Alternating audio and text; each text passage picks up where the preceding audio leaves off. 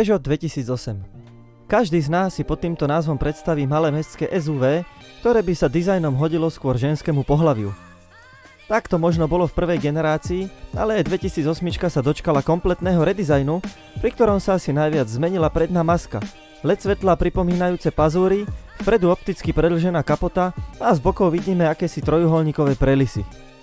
Je mohutnejšia a robustnejšia, predĺžila sa o rovných 141 mm, širšia je o 31 a razvor náprav sa natiahol o 112 mm. Parametrovo sa zväčšil aj kufor, hoci to tak na prvý pohľad nevyzerá. Sú tu však dve podlažia predelené pevnou, celkom ľahkou doskou. Dizajnovo sa radí medzi najatraktívnejšie vozidlá vo svojej triede. Je skutočne nabitá najmodernejšími technológiami a ponúka nadštandardný komfort. Táto 2008, ktorú vidíte, je vo výbave GT Line a vo farbe čiernej Onyx. O predný náhon sa stará dízlová preplňovaná štvorvalcová 1.5 Blue HDI s výkonom 130 koní a krútiacim momentom až 300 Nm, ktorý sa nezahambí ani v najnáročnejšom teréne. Okrem dízlu Peugeot ponúka aj benzínovú trojvalcovú 1.2 s výkonom 100 koní, ktorá je dostupná iba s manuálnou 6-stupňovou prevodovkou, verziu GT so 155 koňmi, ktorá je dostupná iba s automatickou 8-stupňovou a verzie 110 a 130 koní, ktoré sa dajú kombinovať. V tomto prípade som mal možnosť vyskúšať svetovú automatickú 8-stupňovú prevodovku od japonského výrobcu Aisin s hydrodynamickým meničom, čo zaručuje hladké prechody medzi jednotlivými prevodmi. Ja som vodič prevažne v meste a na krátke trasy tej dízlovej 1.5 celkom chýbal predohrev motora. Aby sa zohriala na prevádzkovú teplotu, bolo treba prejsť aspoň tých 10-15 km. Proste v tom meste sa asi žiadny dízel nedokáže tak skoro zohriať. Predtým, než si sadneme dovnútra, pozrieme sa na auto zvonku. Vzadu môžete vidieť svetlá prepojené čiernou lištou, ktoré svietia aj počas dňa a na ktorých tiež nechýba motív pazúrov. Väčšia svetlá výška a plastové lemy okolo celého auta veľmi jasne zaraďujú 2008 medzi crossovery. Najzaujímavejšou a veľmi návykovou vychytávkou je bezkľúčové otváranie dverí s proximity senzorom, tzv. Senzorom priblíženia. Jednoducho vám stačí priblížiť sa k autu a samé sa odomkne a keď sa od neho vzdialite, samé sa zamkne. O osvetlenie vozidla sa starajú plne automatické full LED natáčacie svetlomety, ktoré sa automaticky prepínajú z denného svietenia na stretávacie, či cornering, ktorý rozsvietí hmlovku na stranu, kde sú vytočené kolesá. Poďme si povedať niečo o interiéri. Sedadlá s názvom Kepi sú veľmi pohodlné a aj keď v tejto výbave mohli byť vyhrievané a elektronicky nastaviteľné, ich ergonómiu a tvár si určite obľúbite. Peugeot však ponúka aj čisto plátené alebo celokožené sedačky a tiež luxus v podobe Alcantary. Vzadu je sedenie oproti prvej generácii pohodlnejšie, na nohy je tu o čosi viac miesta a konečne pribudli aj držiaky, ktoré mne predtým chýbali. Držiaky detských sedačiek Isofix vás tu nebudú rušiť a ani kaziť dojem, sú totižto perfektne zamaskované pod zipsom. Malý multifunkčný volant je pre Peugeot už typický. V strede nájdeme dotykový multimediálny displej a napriek premiestneniu mnohých funkcií do obrazovky, tu Peugeot zachoval aj mechanické tlačidlá na rýchlejší vstup do hlavných funkcií v menu. V systéme nájdeme aj kompatibilitu so smartfónmi ako Android Auto, Apple CarPlay alebo MirrorLink. K dispozícii máte aj vstavanú navigáciu, ktorá je podľa mňa úplne zbytočná práve pre spomínanú kompatibilitu so smartfónmi. Skvelou vecou je odkladací priestor pod mechanickými tlačidlami, ktorý zrejme slúži hlavne pre odloženie smartfónu, pretože je tam aj bezdrôtová nabíjačka. Škoda, že funkcie pre smartfóny nefungujú bezdrôtovo a pre ich využitie sa musíte pripojiť USB káblom. Ten sa nachádza vpravo od tohto odkladacieho priestoru ako klasické USB a na druhej strane máte USB-C. Dva porty obyčajného USB sú aj vzadu, no nedajú sa využiť na prepojenie smartfónu s palubným počítačom, ale iba na nabíjanie USB zariadení. S príchodom druhej generácie 2008 prichádza aj nová generácia budíkov iCockpit 3D, vďaka ktorému sa dôležité upozornenia a výstrahy zobrazujú viac vpredu, čo by malo skrátiť reakciu vodiča vraj o pol sekundy, no našťastie sa mi nič také nestalo a nemusel som si to vyskúšať. Na luxuse v interiéri nám pridá ambientné LED osvetlenie, ktoré je v základe zelené ako prešívanie interiéru. Dá sa však zmeniť na ďalších 7 farieb.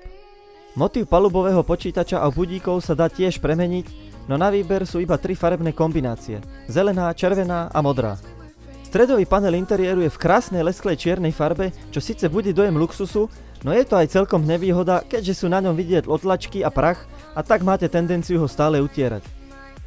Ak ste milovníci hudby, očarí vás zvuková aparatúra Focal zložená až z 10 reproduktorov, vrátane stredného reproduktoru a basového reproduktoru v kufri, ktorý, bohužiaľ, nesie daň za chýbajúcu rezervu. Tu nám našťastie nahrádza univerzálna sada na opravu pneumatík. Poviete si, že by sa crossoveru asi viac vo výbave hodila predsa len rezervná pneumatika, keďže je to auto nielen do mesta, ale aj do terénu, no tá hudba... Keď už sme pri tom meste a teréne, mohli by sme sa presunúť k jazdným vlastnostiam, ktoré sú aj napriek väčšej svetlej výške neuveriteľne pohodlné. Na bezpečnosti Peugeot v tomto prípade rozhodne nešetril a miestami máte pocit, že auto jazdí za vás. Hromada asistenčných systémov na vás dá pozor a pridá aj na komforte z jazdy. Adaptívny tempomat s funkciou automatického zastavenia a rozjazdu je dokonalý. Treba si ale dať pozor, pretože ak zastavíte na niekoľko sekúnd, napríklad na červenej, musíte sa znovu rozbehnúť s plynom. Udržiavanie v jazdnom pruhu tiež funguje vynikajúco, no nie na všetkých cestách sú rovnomerné pruhy a ak ich je príliš veľa na nejakej križovatke, auto má s vami tendenciu sa pretláčať. Treba mať samozrejme za každých okolností ruky na volante, nie je to predsa autonómne vozidlo s autopilotom, ale akýsi prechod medzi plne mechanickým a plne automatickým autom. Nechýba ani sledovanie mŕtvého uhla v spätných zrkadlách, čítanie dopravných značiek, sledovanie únavy vodiča alebo parkovacia kamera s rôznymi uhlami pohľadov. Ak by ste mali chuť na manuálnu prevodovku, stačí stlačiť M-ko a za pomoci pádiel pod volantom radiť rýchlosti, ako sa vám zachce a ako potrebujete. Automatická prevodovka je ale veľmi vyspelá a bravúrne zvláda aj kopcovité terény. Okrem manuálneho režimu radenia nájdeme nižšie od páky aj dedikované tlačidlo na zmenu módov radenia. Sú tu 3: Eco, Normal a Sport. Auto po naštartovaní je primárne v režime Normal. Je to taká zlatá stredná cesta, univerzálny režim, za mňa vhodný na cesty medzi mestami. Ďalší z režimov je Eco, ktorý sa mi veľmi páčil práve v meste. Žiadne prudké rozbehy a preraďovanie vo vysokých otáčkach, ale krásna, pomalá a plynulá jazda. Do tretice tu máme režim Šport, vhodný hlavne na diaľnicu, kde si tých 130 koní a 300 Nm pýtalo trochu prevetrať. Nebojte sa, neprestal fungovať posilňovač riadenia a ani prevodovka nezabudla radiť rýchlosti. V tomto športovom režime vám stuhne riadenie, ako býva na športových autách zvykom, a otáčky využijete v plnom rozsahu. Malým bonusom vo výbave je aj hlasové ovládanie samotného vozidla v rôznych jazykoch. Slovenčinu v ňom žiaľ nehľadajte, preto som vyskúšal aspoň češtinu. U mňa táto funkcia nefungovala na 100%, hoci na reguláciu teploty reagovala výborne, hlasové zadávanie ulic do navigácie bolo v našej zemi podľa navigácie vraj nemožné. Keďže stále hovoríme o crossoveri, rozhodol som sa tohto tátoša preveriť aj v ťažšom teréne plnom blata.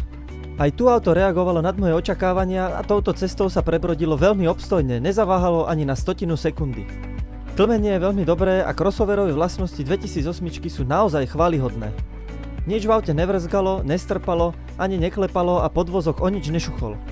Trakčný systém prednej nápravy si s blatovým terénom naozaj poradil skvele a aj napriek tomu, že to nie je žiadna štvorkolka, jazda na takejto ceste vás bude naozaj baviť.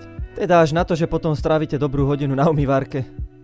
Konštrukčne sa Peugeotu podarilo zlúčiť pohon s týmto modelom na výbornú a takúto veľmi vydarenú kombináciu sme tu už dlho nemali.